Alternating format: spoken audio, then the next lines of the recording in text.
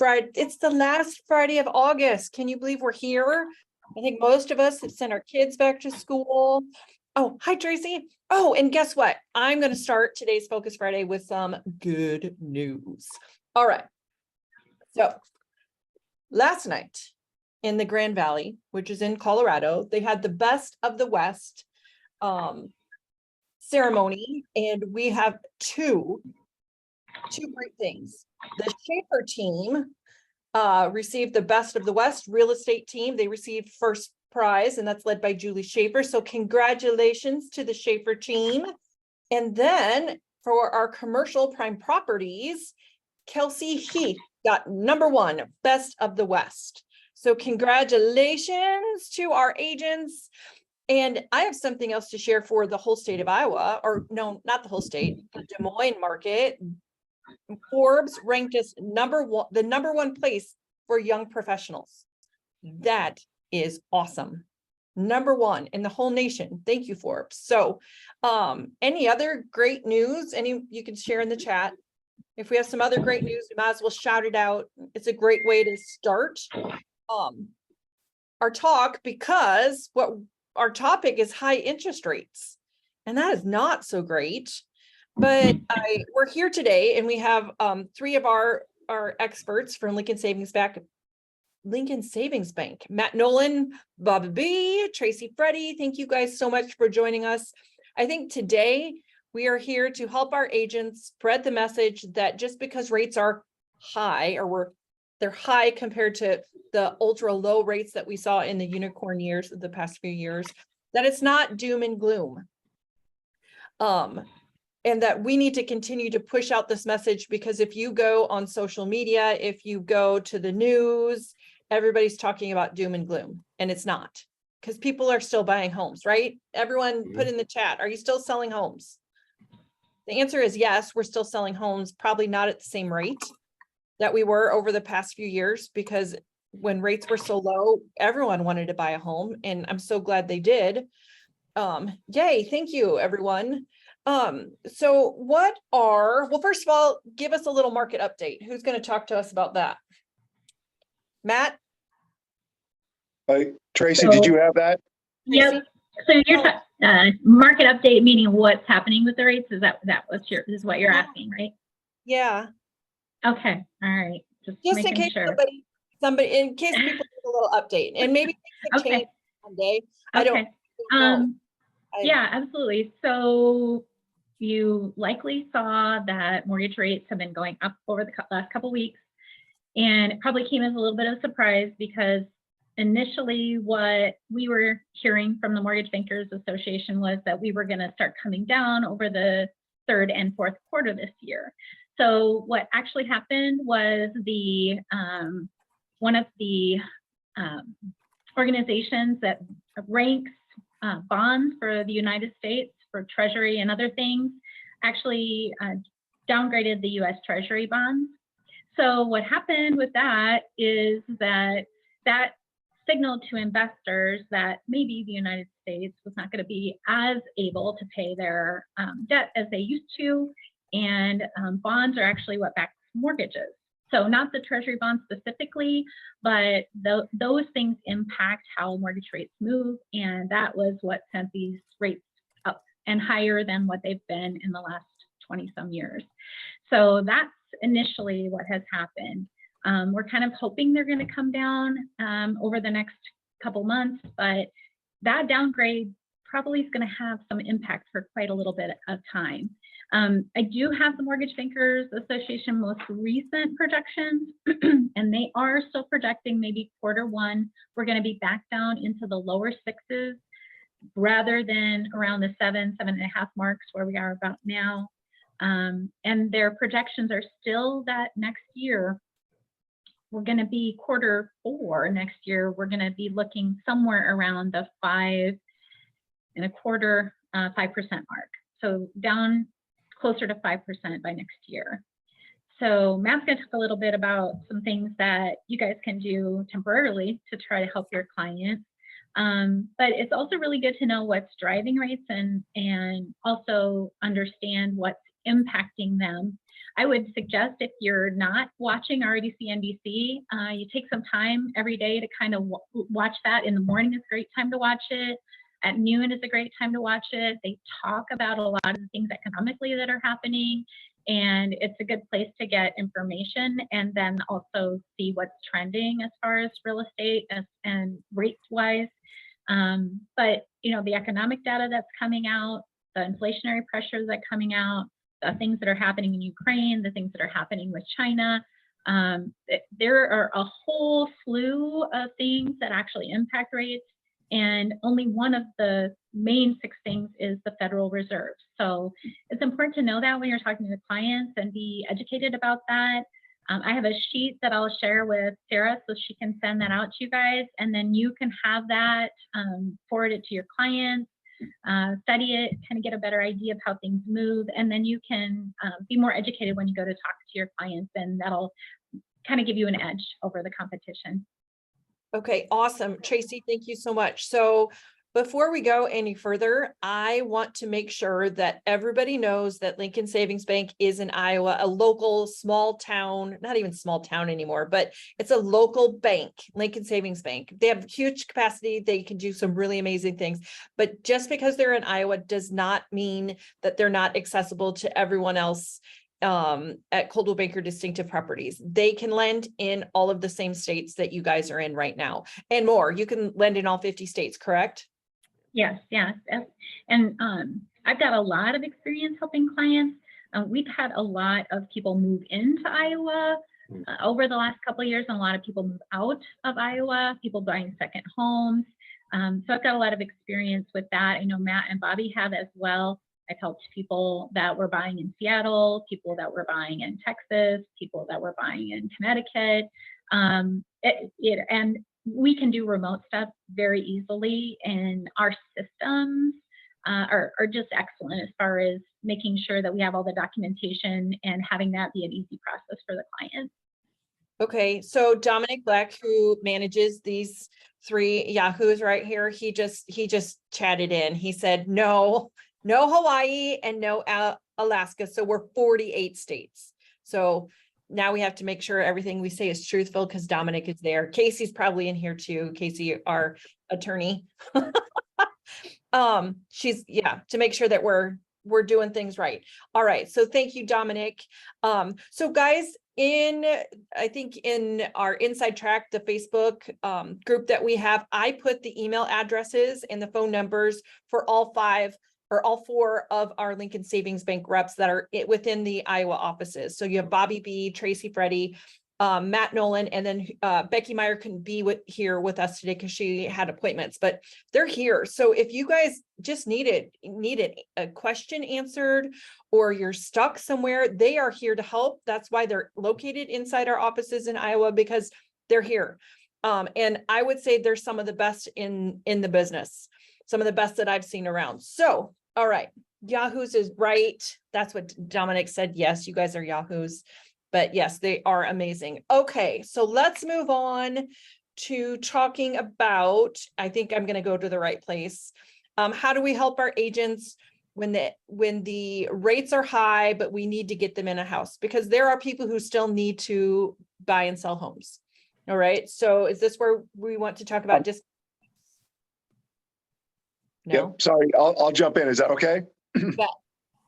Sure. So Tracy kind of talked about where we're at right now, and let's obviously we are where we're at. Now, you can't really dispute it. It is what it is, and we just kind of have to address it. So how do we bridge the gap? I mean, I think I read a note in there that hang on to your socks when rates get down into the 5s, right? I mean, everyone's kind of expecting that to happen, but we're not going to sit around on the couch and watch TV until that happens. So we need to figure out how to bridge that gap between now and then. Let's just, right now, let's just say rates are 7%. And it's going to be a pretty, fair figure right now as far as where they're at. I don't know if anybody's talked about buy downs, or I know that that's been kind of a buzzword for a little bit. For a while there, I was kind of down on the buy down aspect of it. Let me just kind of explain a little bit what a buy down is and kind of how it works. But there's different versions of a buy down. There's a 2-1 buy down or a 3-2-1 buy down. I'm going to focus in on a 2-1 buy down. Basically what it means is a 2-1 buy down would buy the interest rate down from, again, let's just say it's 7%. It would buy it down 2% for the first year and then 1% for the second year. So in, let's say a makeshift deal, let's say we had a $300,000 purchase at 7%. The first year would actually be 5%. The second year would be 6%, and then the third year would go back to the 7%. So what it really does is it's a perfect scenario, or it's a perfect fit for today's world. I'm not guaranteeing anybody that rates are going to come down. There's plenty of experts out there that are saying the rates are going to come down, and I think that the general consensus is it is going to. But I just don't want to be over my skis and say I 100% guarantee they're coming down. Personally, I 100% believe they are, but I can't guarantee anything. So let's just say that the general rules are everyone's kind of correct in that assumption. We just need to bridge a little bit of a gap. We need to bridge a gap between now and either next spring, next summer, next fall, or spring of 25. But the 2-1 buy down would be a great way to do that. So I ran a couple numbers for us. Let's take our scenario at $300,000 purchase price, 7% right now. I just kind of estimated some taxes and insurance. That payment's going to put us right at $2,467. So let's call it $2,500. So a $300,000 house, 5% down at 7%. If we do a 2-1 buy down, it's going to buy the rate down 2% the first year, so we'll be down to 5%. That payment's going to drop from, again, roughly about $2,500 down to about $2,100. So it's about $366 a month. We'll just round it off to 400 for easy math.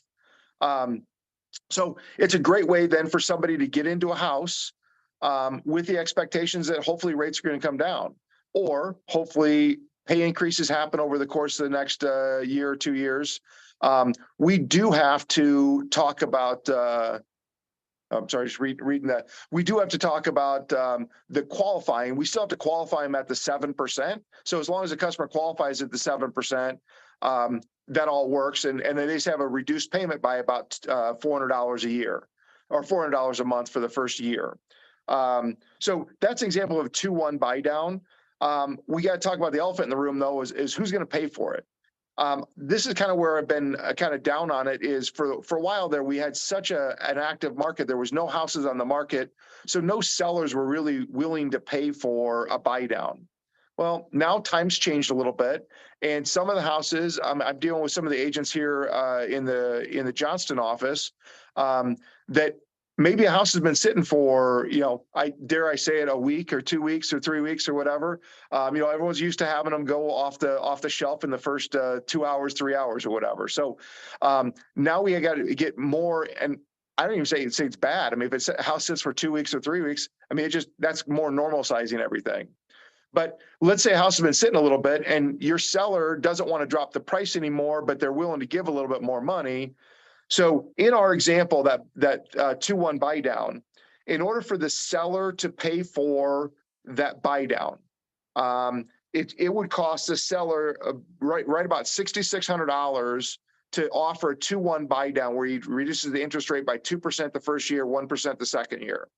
So again, let's just say that's $300,000. Instead of dropping the price on that house by $6,000 or $7,000, they would offer this 2-1 buy down. It's still going to cost them the same amount of money, but maybe you attract more buyers to that house with a $2,100 payment versus a $2,500 payment. So I look at the 2-1 buy down as just a great way to bridge our gap from where there's a pinch point. The rates are higher than what anybody would like, but doesn't mean that real estate stopped selling. Like Rachel was saying, people are still selling houses. So it's a great way to bridge that gap. I've got a calculator that I can send out, or I send it over to Rachel if anybody would like to see it. I'm not Rachel. Oh, I'm sorry, Sarah. Oh man, I tell you. Sorry. This is not just coffee. I'm just saying. Anyway. So So I sent it over to Sarah for the buy down on it. It's a worksheet. If anybody would like to see it, if anybody would like to talk more, I don't want to monopolize the entire time, but it's a great way to bridge the gap. And what Sarah also said, that we do lend in all states. Dominic was the KC or the compliance piece on it, not Hawaii or Alaska. So, but I'd be happy to help anybody in any state that needs a question answered or just to help with anything. So that's my piece on the buy down. I'll open up to any questions anybody's got. No questions at the moment.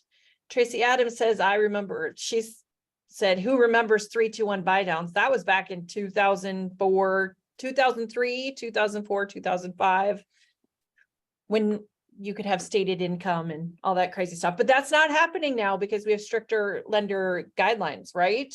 Yep. And Sarah, one other thing. So one of the things that's actually popped up is how that buy down. So let's use our example again. What happens that money if they want to refinance before that money is used up? So that's another big thing that's come up. So basically, think of it as an escrow account for that money. In my example, the payment's reduced by about what's called $400 per month for that first year. That money sits in an escrow account. So if the buyer doesn't use all that and they refinance ahead of time, they get that their payoff is reduced by the amount of that escrow sitting in there. So they don't lose that money. Condo tells. So I'll come back to that. They don't lose that money. It actually comes off the payoff amount of it. So if the buyer decides to refinance before that 2 years is up, that money is still available. That it just comes off their payoff, so they're not leaving that money on the table. Okay, Sorry, awesome. So is that different than what it was in the early 2000s? They probably lost it, or there was other crazy stuff that happened. I don't remember. I mean, I think it's the same product. So the 3-2-1 buy down is the same thing. It's just 3% reduction in rate the first year, 2% the second year, 1% the third year, and then back to normal. So obviously, the 3-2-1 buy down gets a lot more expensive. So if you've got a seller, they're probably going to want to stay away from the 3-2-1 buy down because it's got a higher price tag. Okay. All right. So Jen and Vale, do you guys do condotels? Jen, you may need to expand. I don't know that I know what a condotel is. I don't believe we do. Dominic, can you touch on that? That's going to be an internal product, I believe, and I don't know that we'd be able to do an internal product in Vail. Okay. So Jen, we'll have somebody get back to you in that. Okay. All right. And Jimmy says, this is a great thing to have in your toolbox, agents. It's not something that it's going to fit everybody or every situation. So this is for your toolbox. To pull this out when you need to put a deal together. Bobby, because we're getting short on time, turn on that mic. What is it that you're going to share with us today? I got to figure out how to can you hear me? Yes, we got you. I can hear me in the other room, so I know it's working. Thanks for having us, guys. I really appreciate it. I was unable to make it last time around. But some things I've been doing to tackle the rate is just building rapport, going back to the basics. There's a lot of competition out there. I feel like right now we're being shopped more than ever with rates where they're at. A lot of things are being said to borrowers. So I just think building a rapport, knowing their timeline, their goals, letting them tell you what it is, explaining to them how the process works. I think a lot of lenders the last couple of years, we've just been order taking. So now it's just getting back to the basics, and going back through the questions and things like that. I think that goes a long way, especially when you are getting shopped and comparing loan estimates and CDs to each other. So just going back to that.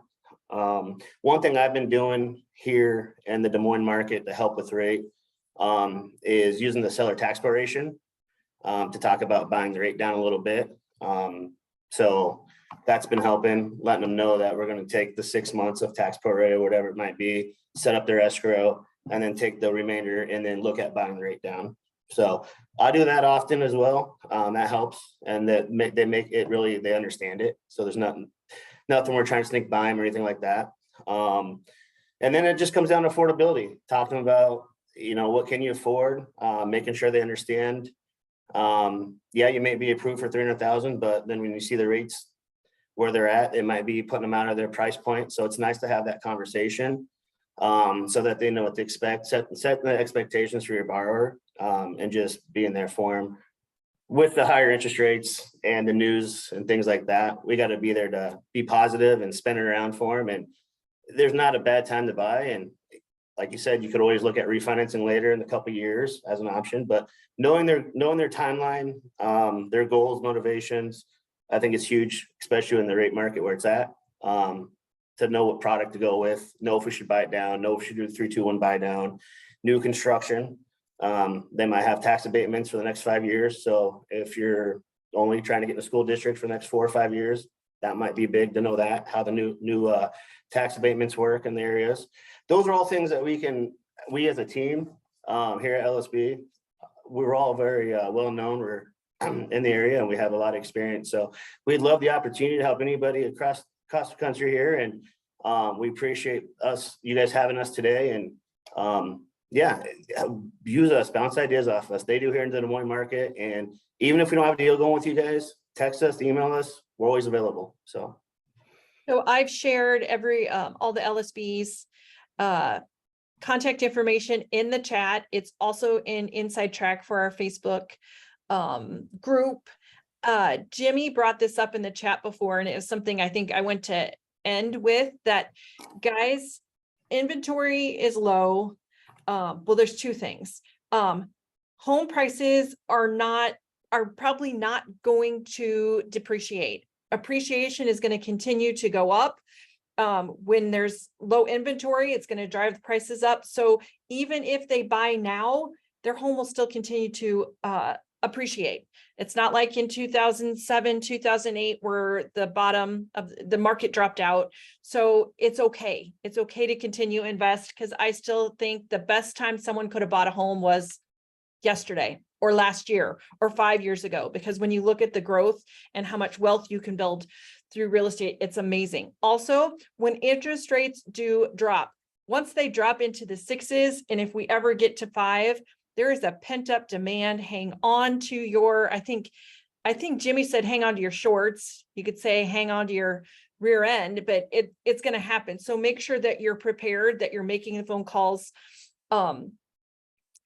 building rapport with people, letting people know that it's okay. I want to give a shout out to Dennis Tonemaker. He is one of our agents in the Westtown office. If you guys go to his Instagram, it's the real real estate agent. Now I have to look it up, but Dennis Tonemaker, he had a great reel yesterday where he talked about don't believe the hype.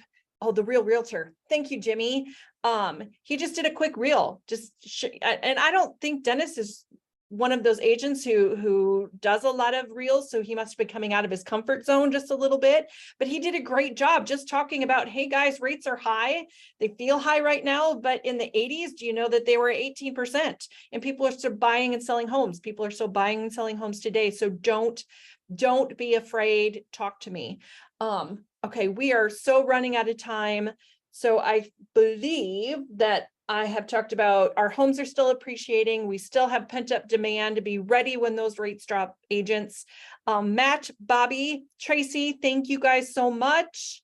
That is all for today. I don't think there's anything else. Oh, we have Glenda Baker coming up, guys. So make sure you are going to show up to your watch parties, or you get registered in Iowa, so that we can see Glenda Baker.